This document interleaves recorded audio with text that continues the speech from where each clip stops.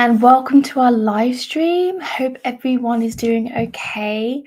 It's summer here and we haven't done a live for ages, so looking forward to this. Let me know if you can hear me, please. I'm just going to wait until someone says that they can hear me until I carry on.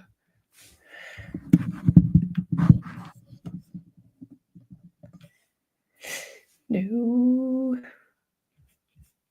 Can you hear me? Oh no, maybe they can't hear me.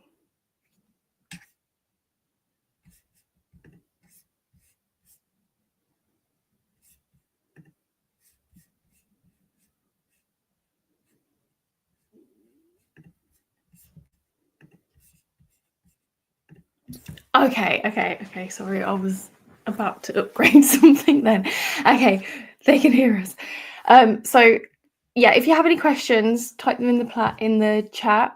But I have a question for Robert because we were talking earlier about Galadriel, and you had an idea of the two different Galadriels. Yes, and hello everybody. Good to see you all. Greetings from Oxfordshire, sunny Oxfordshire in the United Kingdom. And yeah, we're going to be focusing a bit on Galadriel today because our last 3 videos, I think, have been on Galadriel, haven't they? Yeah. We've done Galadriel's gifts, where she hands out various things to the Fellowship.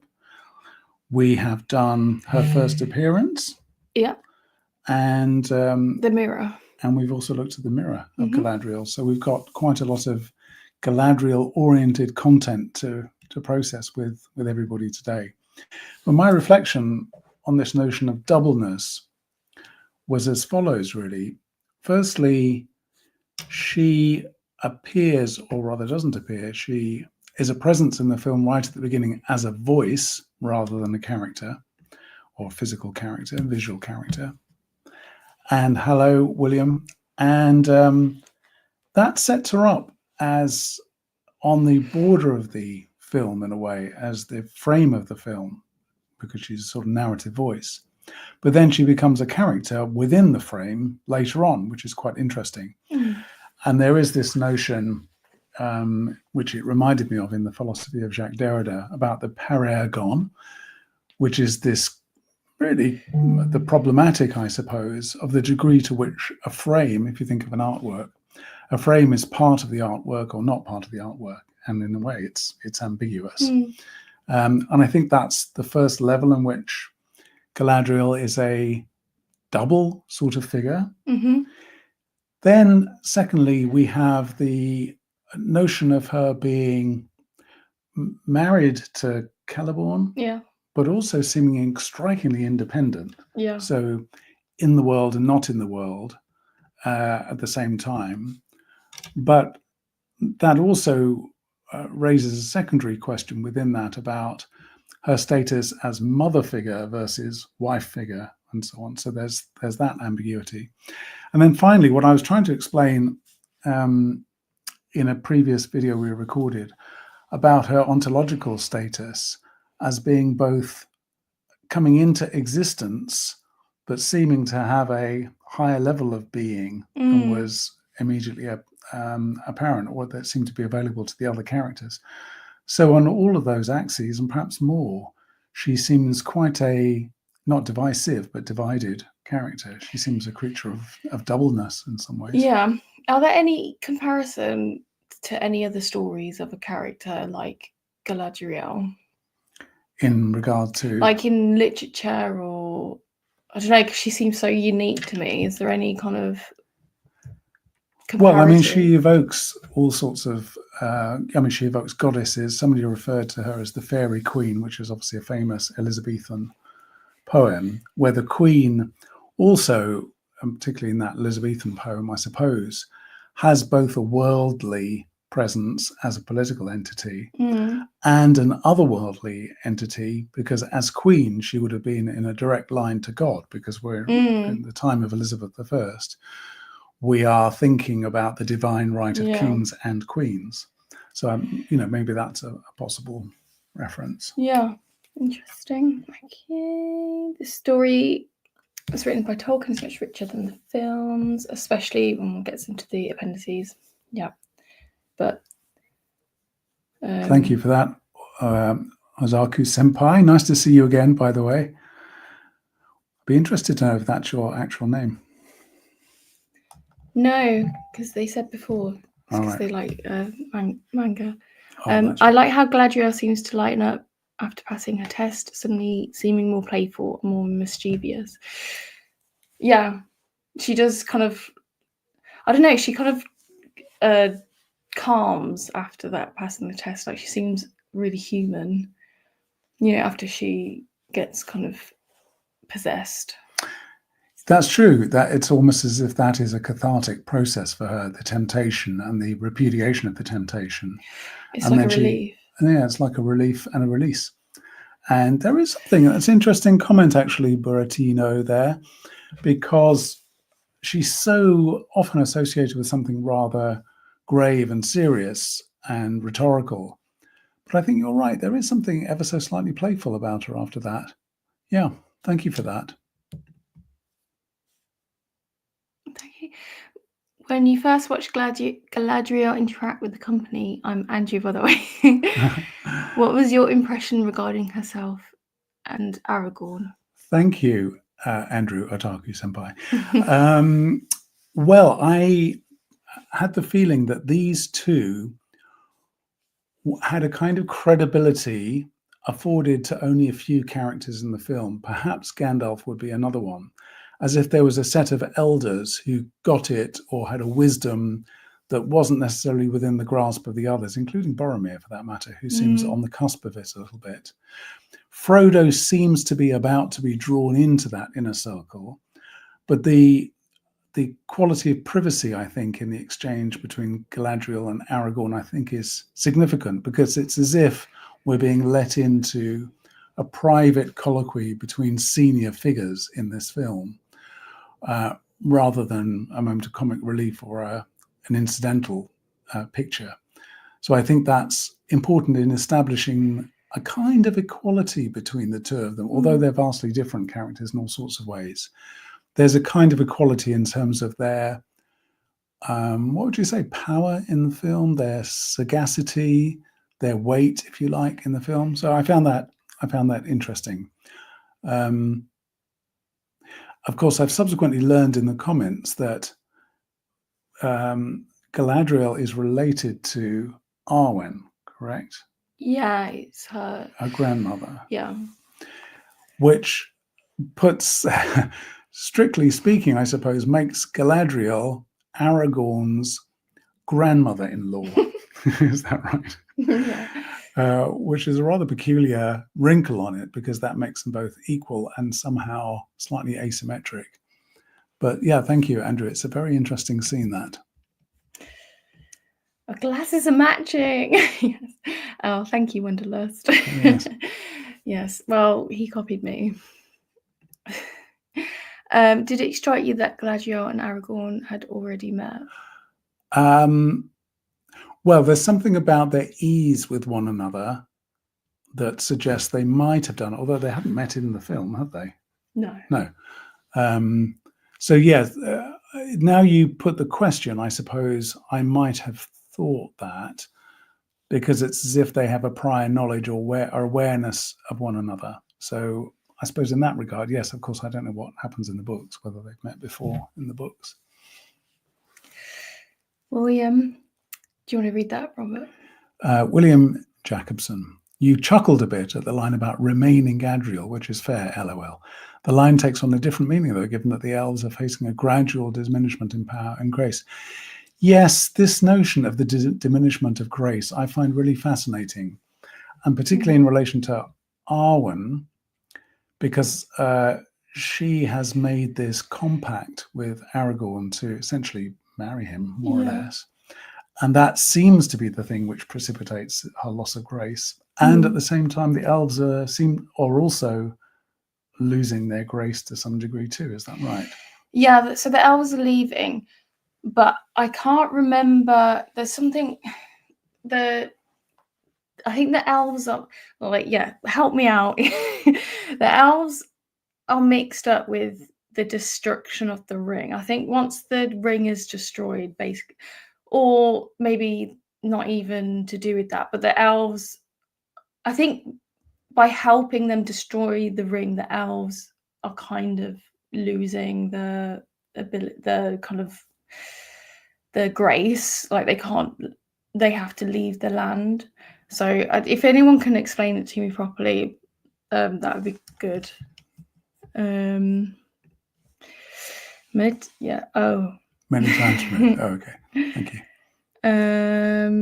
How does remark in the film that Aragorn was already known within yeah, because they meet when they're trying to get in, they already know each other. The elf, the elf that he kind of barters with to get in, has that conversation. So there's reputation at least, nothing else. Yeah. Okay. Dominic Cunningham, what do you say? I think if Galadriel had taken the ring, she wouldn't be evil in the usual sense. Yeah, interesting. I think she wouldn't have basically done the extreme version, sort of Luddite, allowing her wood to swallow. That's an interesting question. So maybe there are degrees of corruptibility in the ring. I mean, I was thinking back to the very first time early on when Bilbo grasps the ring and it changes him momentarily. Yeah. He seems to be more debased by it in that moment than even Galadriel is. Maybe it's hard to compare, but it's an interesting point that there might be degrees of, let's call it corruption, for want of a better word there, Dominic. What does Luddite mean? Luddite is somebody who doesn't believe in, a sort of backward person who doesn't believe in progress. The Luddites were a 17th century sect who resisted technological change, basically. Okay. Yeah. The elves are leaving the world over to the younger of the children of God men. Okay. But why? Now, that's interesting. F7024-F3P rolls off the tongue. Because that's interesting to me, because the whole movement of the film, to me at least, seems like a generational one. The most obvious example of that is the legacy from Gandalf to Frodo, the transition of generations. Yeah. But perhaps there is this wider, broader transition of a cycle of history coming to an end. Yeah. So like the elves are like, we've done our work here, there's nothing else we can do. Yeah, as if there is a larger era or eon that has a natural cycle that's being concluded, perhaps. It's like the end of a civilization. A little bit. Yeah, thank you for that. F7024. Sorry. Galadriel's not related by blood to Aragorn. She's Elrond. Oh, she's Elrond's mother-in-law. Oh. So she's not the grandmother too. So she's Elrond's.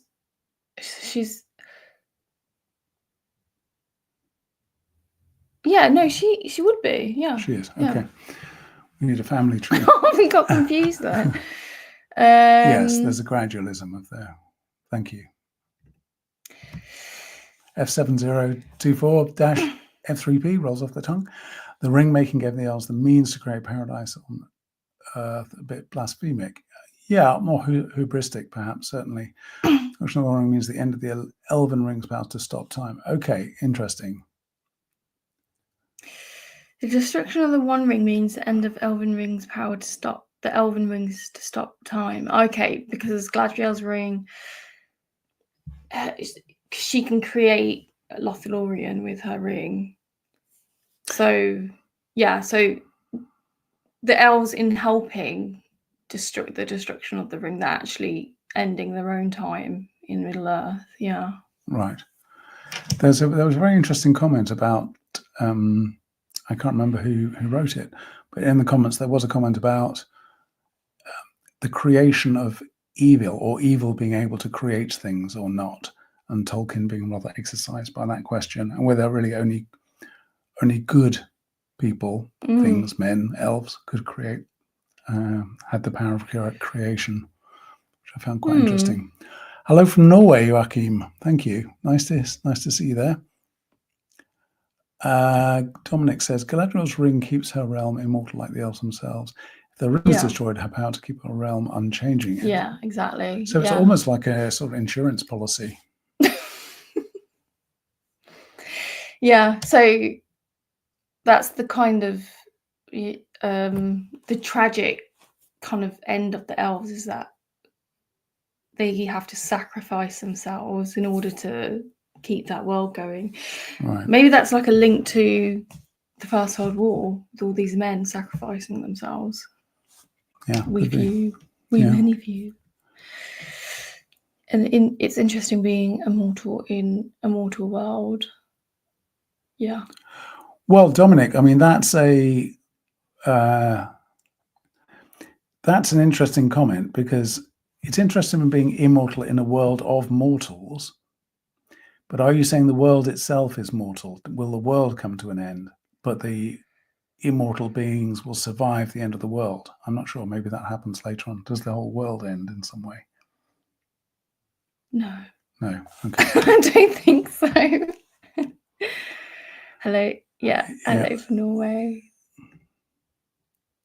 Galadriel and Celeborn, Arwen's maternal. We're still trying to get to the. We need to go on Ancestry. I know. Don't we? On, but somebody's probably uploaded it. There's definitely a family tree. Yeah. In the books, Galadriel more clearly states what the destruction of the rings would mean. Okay. Yeah.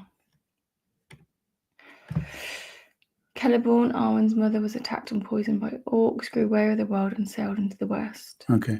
Celebrian, so there's that Arwen's... Oh, that's not Celeborn, sorry. I read it as Celeborn. But is there a relationship between those two names, Celebrian and Celeborn? Are they connected in some way? I don't know, but that would be pretty incestuous if it was.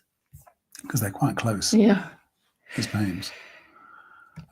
She says to Frodo, your coming is to us as the footsteps of doom. Yes, for if you fail them, we are unable. Yeah.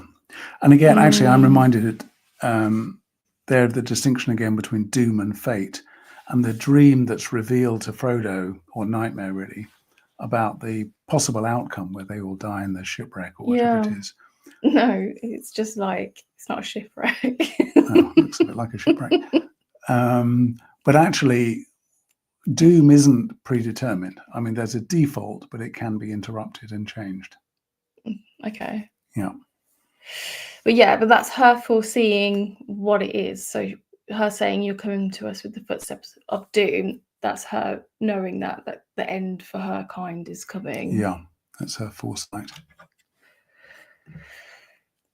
Oops.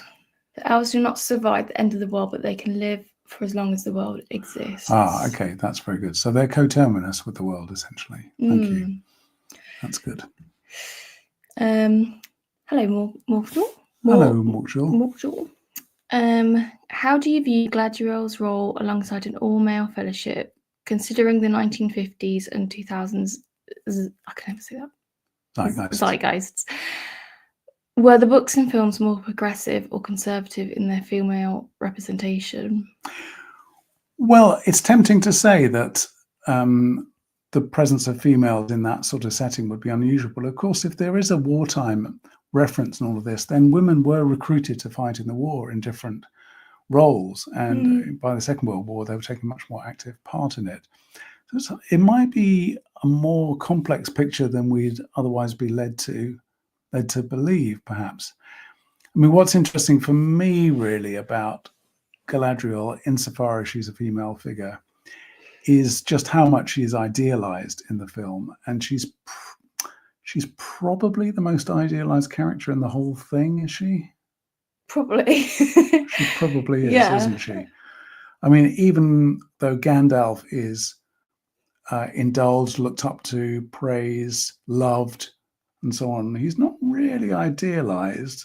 Well, she's untouchable. She's kind of like, well, I cut this out from the video that we did, but my comparison was that she's like Kate Middleton, as in. Yes.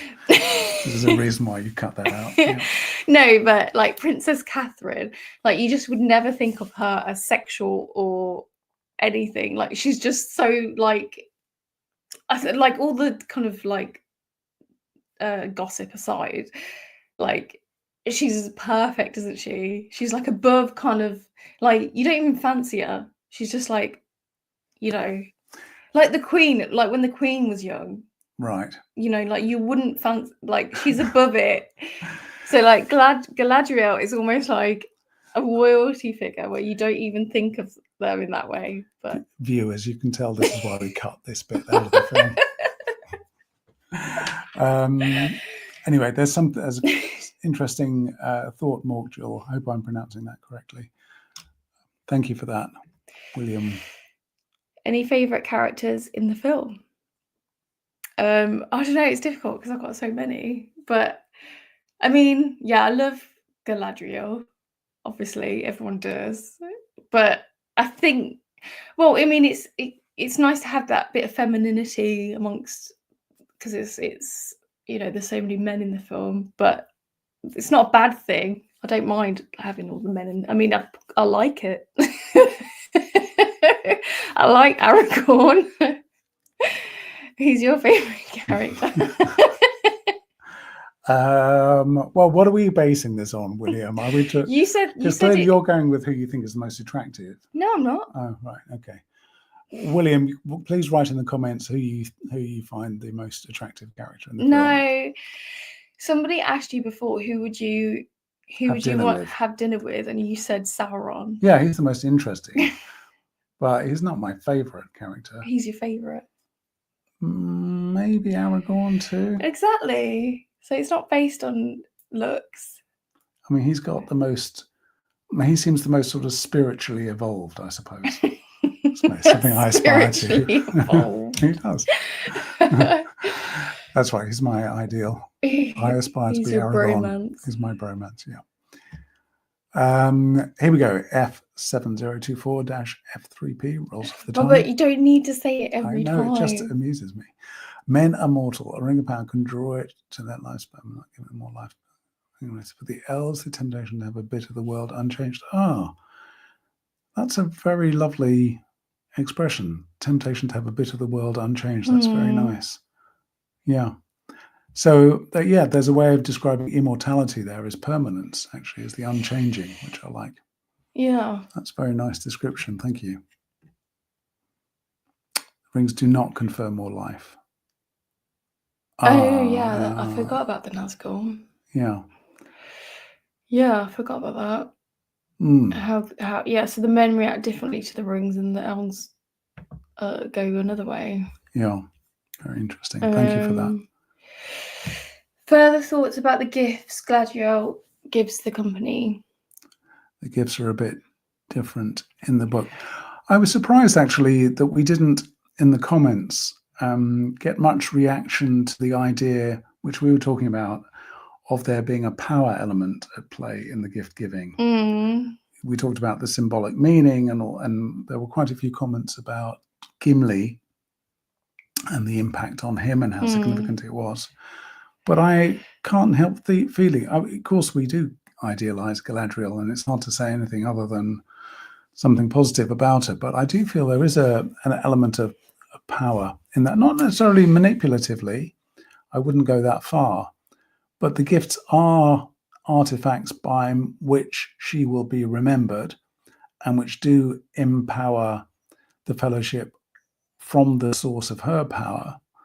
So, I do. So that still resonates for me. What do you mean by that then? Do you mean it's like like her giving the gifts, there's a negative aspect to that? No, I would say that she can be idealized, and the gift giving at one level is, wholly positive.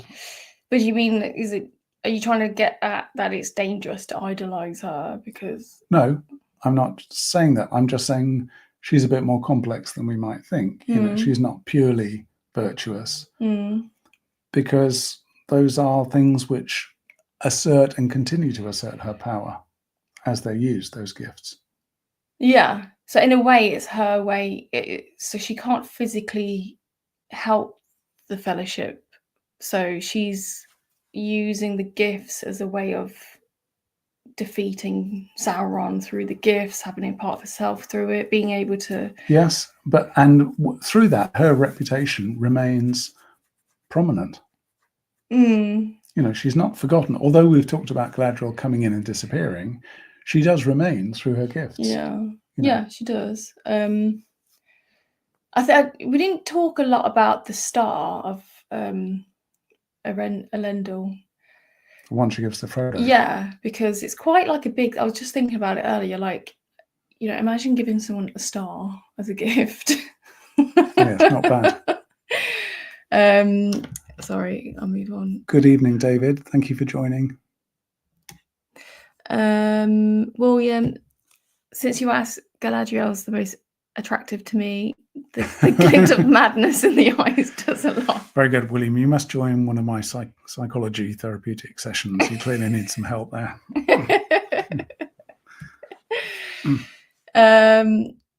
That's cool. Yeah. Yes, good evening. Okay. Very good. Any other questions or comments that you have?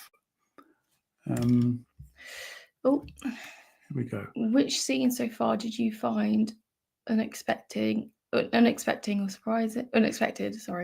surprising, whether in a positive or negative way? Actually, the scene where Aragorn goes to the grave of his... What did I say? Aragorn. Catherine of Aragon. Aragorn goes to the grave of his mother. I know that's a scene that's cut, isn't it, from the non-extended edition? Yeah, there's a lot of Aragorn stuff that's cut. And then the conversation with Galadriel's cut. Him singing the poetry was cut. So basically, like a lot of the tender moments of Aragorn were cut. Yeah. Like a lot of his, I was going to say character development. I suppose it is, yeah. Yeah, I found that unexpected or surprising because it seemed to take us in a slightly different direction, as though the film was now going to be much more about Aragorn as a main character, whereas it's not really. I can see why they cut it now, having watched a bit more, because that's not intrinsic to the plot. Yeah, I guess not, but I mean, it's interesting, but you can see why it doesn't. The plot doesn't fail without that in it. No. Yeah. Who's this? David. Hello, David.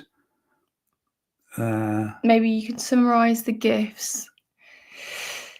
Maybe you can summarize that the gifts are things that she inherited herself, and so passing them on. Yeah, because she's leaving. So. But was she given them in the first place? David's saying you could surmise the gifts were given to her. She inherited them, weren't hers in the first place. Do we know where they came from? We don't, do we? I'm sure probably in the books, but right. But yeah, so maybe that's like you're saying that there's a power dynamic in giving the gifts. But if she was given them herself, that would erase changes it a bit. That power dynamic. I don't qualify it. Yeah, I don't know if it erases it. But David, that's a very interesting point. Thank you for that. That is a corrective. The architecture of the elves.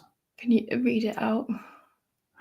Can you divulge anything from the architecture of the elves? I can't imagine making a mess in such an ideal sylvan environment. Yes, because when we first arrive, it's very arboreal, isn't it? Lots of trees and roots and so on. It's almost like Romanesque or Gothic cathedrals, actually, in wood, aren't they? And I suppose that's sort of the reference in a way. They're almost cathedral-like. Yeah, like the trees are like the cathedrals. Like the trees are huge. It reminds me a little bit of that movie Hook, where with Peter Pan, they live in the trees. I was also thinking, there's a sculptor, I don't know if anybody has heard of him, called David Nash, an English sculptor, who sculpts almost exclusively out of wood and often in forests and leaves things there. And there was a wonderful sculpture I saw of his in the Forest of Dean many years ago, where he had rigged up a rose window from a cathedral between two trees where the sun rose between them in the east. So he was literally creating a cathedral within the forest. And I think there's something a little like that going on with the realm of the elves. These are, as it were, natural cathedrals. What about the carvings and the statues that they have? Yeah, I mean, I take those as ancestral Yeah. relics and forms of worship, really. Yeah. Totems, basically. I'm assuming that's what they are. I did always wonder about that because they look like they could be Galadriel or Arwen, like they look exactly like them. So they'd Right. probably be ancestors. Yeah, I'd need to look at them again, but they probably are, aren't they? Mm. They're like totems or something. David says, Though we don't know that what? Something bread is invented by Melian of the trees. The daggers are just daggers. The tech to capture the starlight came from Fëanor's cross. Okay. Though we don't know. Oh, the bread. With the elven bread. What about it? They give them the fellowship the bread to go on the way, and it's like one little bit. Yes, like that's right. Yes, feed like, you forever or sort of thing. Yes, then, yes, it's as if they're astronauts and they're just going to take a sort of protein tablet. But then the hobbits have like. That's right. Sorry, David, I'd forgotten that. Thank you for the reminder. The lammas bread. Maybe that's a different. Here, I don't know. Maybe he means another type of bread, but it's called lammas bread. Do you prefer having an actual character on the films? In the legendary, he's basically fully formed. Yeah, I like him having a character arc in the films, actually. It seemed, well, why wouldn't he? I mean, Frodo does. Gandalf does. Boromir certainly does. Yeah. I suppose some of them don't evolve quite as much, or haven't so far. Maybe Merry and Pippin, for example. Yeah. But then you wouldn't necessarily expect them to. Yeah, and we've still got 2 more films to go. And, well, we haven't even finished this one yet. Are we near the end of this one? Yeah. Right. Yeah. Okay. Probably, I don't know how many more videos. Maybe 3 more videos. Lambus, yeah. Galadriel didn't really invent anything. Okay.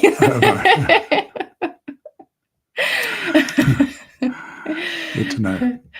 Yeah, she's just passing it. Oh, right. Okay, that does change it a little bit, actually, David. Thank you for that. Yeah, but yeah, I mean, what else about Galadriel did we miss? Well, I just find her interesting in terms of narrative technique, really, because I think it's unusual to have a character, as I say, appear as the narrative voice at the beginning, then become an actual character, but only for a brief period before fading away. So she has all this main character energy, yeah, but is only sparingly used and only really in the middle or towards the end of the film. So I think it's quite an unusual narrative device, basically. I find that interesting. Yeah. Apart from her character, it's just the way in which she's kind of distributed in the film. I think she's such a she's such a comforting figure. Like, she just seems to be like, if Sauron is like the father of evil, then she's like the mother of good.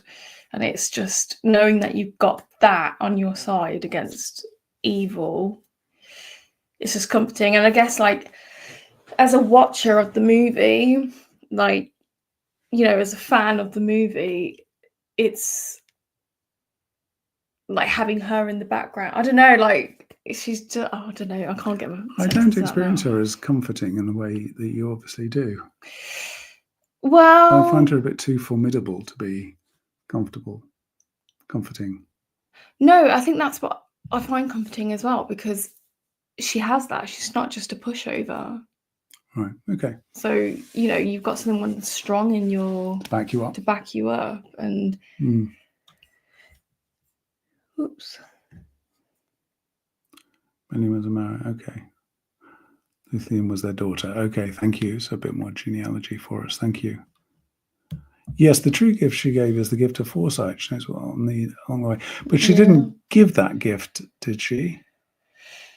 Well, she did, because she knew they'd need the ropes and... No, but she didn't give them the gift of foresight. Like, she knew what was going to happen and told them, warned them. Okay, yeah. So, Buratino, maybe I'm misreading it, but it's not like Frodo now has the gift of foresight. No. She's giving them the benefit of her foresight. Yeah. Yeah. Joaquim, in addition to getting to look at Galadriel, Gimli is also given the 3 strands of her hair. Yes. Right. Okay. So that's very meaningful then when Gimli gets the 3 strands of hair, if it's been somewhat denied before. Yeah. Yeah, and to an enemy. Well, he's kind of classed as, well, initially, you know, the elves and the dwarfs don't like each other. Yeah. So. Yeah, that's true. Is there any significance of 3, like given 3 strands rather than 1? Well, I'm picked up from the comments that Tolkien wrote an essay on fairy tales, didn't he? And the number 3 is the kind of magic number in fairy tales. And there's an interesting work by, well, the Russian formalists, early 20th century literary critics, studied the structure of fairy tales in particular, and some of the kind of numerology in fairy tales. Anyway, to cut a long story short, 3 is just conceived to be the magic number. Okay. I'm also reminded of Freud's essay on the theme of the 3 caskets, where he says, whenever in a myth or a story or something like that, there are 3 things to choose from. He says the 3rd thing is always death. Okay. It's a very good essay. If anybody wants to read it, theme of the 3 caskets, Sigmund Freud, 1920s, I think he went. Okay, yeah, the gift. Oh yeah, Baron and Luthien. You don't know that, but Who are they? It's a story, like a story within the story of. We haven't met them though. No, but Aragorn does sing about them in that cutscene, and it's just like a love story between a man and an elf, and it meant a lot to Tolkien because he's on his grave. He's in those. The names are inscribed, like he's buried. The one in Wolvercut. Yeah. So he names them after him. So we went. That's right, because when we went to look at it, that's what's written on it. Oh, right. Okay. We should take a photo and go and look at it again. Yeah, we should.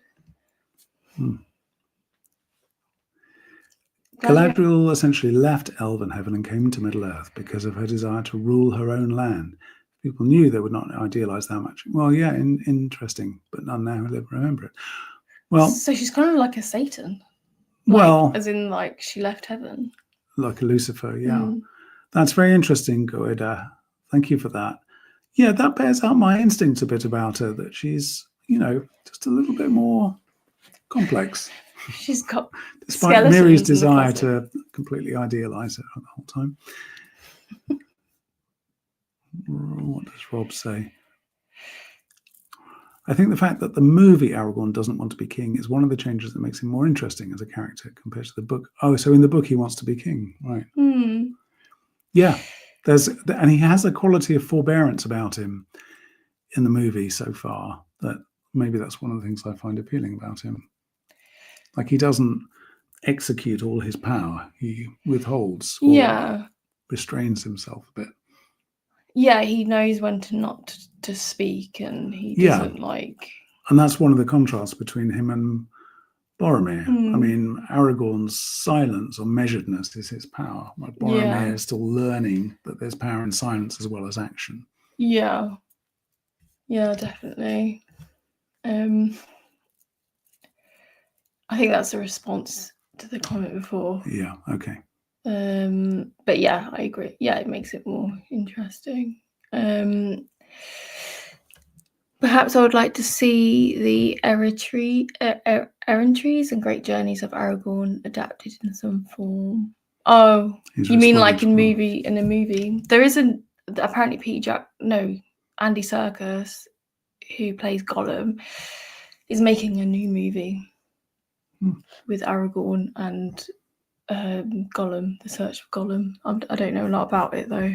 Okay.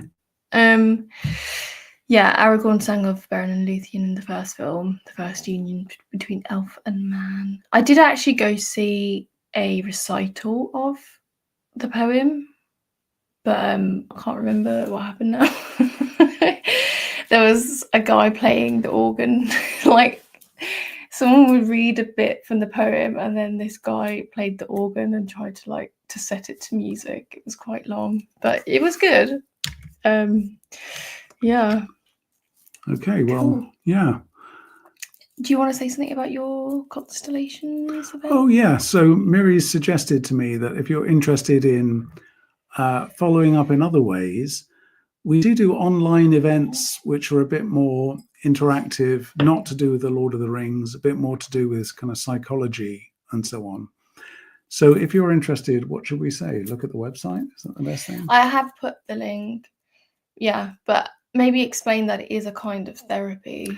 Yeah, if you need therapy, some of you clearly need quite a lot. It's a sort of group online therapy session. If you're interested, you can follow up. I think you put a link. I put a link, but it's not normal group therapy. It's not a group therapy. Like group therapy, it's a bit weird. Yeah, if you want weird group therapy, I'm your man. Okay, let's see this comment. In the legendary, I like that word. Elrond tells Aragorn and Arwen that Arwen will not wed less than the king of reunited kingdoms of Gondor and Arnor. All right. Arnor. So it's like the political stakes are high. You know. Elwin's changed Aragorn shapes his entire life. Yeah. For the love of a woman. Yes. Cool. Okay. Very good. Thank you, everybody. Yeah, thank you for joining us on a Sunday night. Well, it's bank holiday here, actually. I don't know about the rest of the world. Well, definitely not bank holiday. Aragorn has been in kin mode for 67 years. Oh, yeah, that's how old he is. He's like 60, but he looks younger. Cool. So, yeah, we'll sign off, and we are filming tomorrow. So, should be another video soon, either tomorrow night or the day after. So yeah, thank you for joining this live stream, and I hope you have a really nice rest of the evening, and we'll do it again when we've finished this movie. And yeah, that's it really. Yeah, thank you, Rob. Thank you very much, guys. Thank you, Rob. Okay, so yeah, have a good evening, and we'll see you soon. Bye. Thank you, David. Bye.